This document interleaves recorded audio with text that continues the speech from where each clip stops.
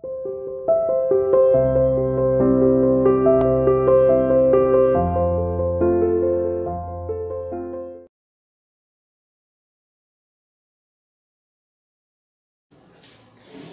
students, welcome to you CR International School online classes. Students, how are you? I hope that everyone is fine at your home. Now we are going to continue our chapter first of history class 10th.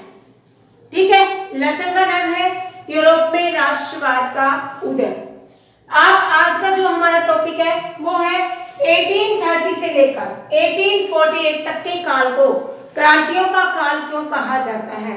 कोई ऐसा समय जिसमें लगातार युद्ध होते रहे हो, देश के आंतरिक हिस्से में भी, देश के विदेशियों से भी, औपनिवेशिक शक्तियों से भी लगातार संघर्ष झेलना पड़ा हो, युद्ध करना पड़ा हो, वो क्रांति काल कहलाता है। यूरोप में कैसे हुआ? फ्रांस में सबसे पहले विद्रोह हुआ 1830 में। बुर्बोन वंश का राजा था, उसको हटाकर लोगों ने, तीसरे वर्ग के लोगों ने ये मांग रखी थी कि वहां पर जो राजतंत्र है उसकी समाप्ति करके संवैधानिक राजतंत्र की स्थापना हो। और ऐसा करने के लिए उन्होंने एस्टेट जनरल के चुनाव का बहिष्कार किया और राष्ट्रीय सभा, नेशनल राष्ट्रीय सभा का गठन किया। बाद में वहां पर भरसक कोशिशों के बाद, तीसरे वर्ग की कोशिशों के बाद संवैधानिक राजतंत्र की स्थापना हुई, वहां जिसका सम्राट लुई फिलिप को जाना गया। ठीक है, तो फ्रांस में विद्रोह 1830 में शुरू हुआ। आप देखिए 1830 से लेकर 1848 तक जो भी जितनी भी क्रांतियां हुई वो सब इसी दौरान हुई। ऐसा समय था कि एक युद्ध खत्म होता था, दूसरा शुरू हो रहा था। मैंने आपको पढ़ाया ब्रिटेन में, फ्रांस में, जर्मनी में, इटली में विद्रोह हो रहे थे। किस लिए? एक राष्ट्र राज्यों के निर्माण की स्थापना के लिए। तो उस समय के युग को क्रांतियों का युग इसीलिए कहा गया। उसके बाद ब्रसेल्स में विद्रोह हुआ, वहां पर यूनाइटेड किंगडम ऑफ नीदरलैंड से बेल्जियम को अलग किया गया, इसलिए वहां पर संघर्ष हुआ। 1821 से लेकर 1832 तक यूनानी स्वतंत्रता संग्राम हुआ। जो यूनान पर ऑटोमन साम्राज्य के साथ था उससे उसको अलग किया गया और एक यूनान को स्वतंत्र राष्ट्र के रूप में 1832 में कुस्तुनतुनिया की संधि, जिसको कि हमने कल क्लियर किया था, उस संधि के बाद यूनान को स्वतंत्र राष्ट्र रूप में मान्यता मिली। तो ये ऐसा समय था, लगातार क्रांतियां हुई, इसलिए इसे क्रांति युग के नाम से जाना गया। इसी के साथ एक क्वेश्चन और ये रेज होता है कि 1830 से लेकर 48 तक का समय क्रांति का समय तो था ही था, उस समय आर्थिक संकट भी किस तरह से उभर कर सामने आया। देखिए, लगातार जनसंख्या में वृद्धि हुई। 1715 में 23 करोड़ जनसंख्या थी, 2.3 करोड़, और लगातार 1789 में जाकर वो 5 करोड़ बढ़ गए, 2.8 करोड़ हो गए। जनसंख्या में वृद्धि होने से आवास की, खाने की और रोजगार की समस्या उत्पन्न हुई। लोगों में मारामारी हुई, घंटों उन्हें बेकरी की दुकानों पर खड़ा होना पड़ता था।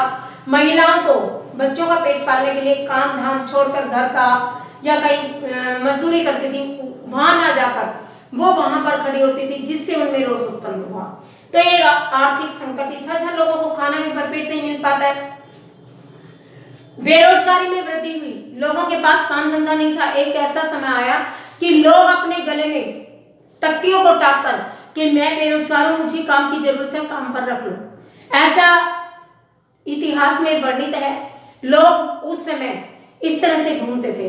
बेरोजगारी, जब काम धाम ही नहीं रहा, लोगों के पास खाने के लिए पैसे नहीं रहे, जनसंख्या निरंतर बढ़ती जा रही थी, तो बेरोजगारी में वृद्धि हुई, जो एक आर्थिक संकट को गहरा रही थी। उसके बाद इतना ही नहीं, जो बुनकर थे, छोटे किसान थे, उनको आयातित कपड़ा जो बाहर से आता था, उस कपड़े के साथ कड़ी प्रतिस्पर्धा करनी पड़ती थी।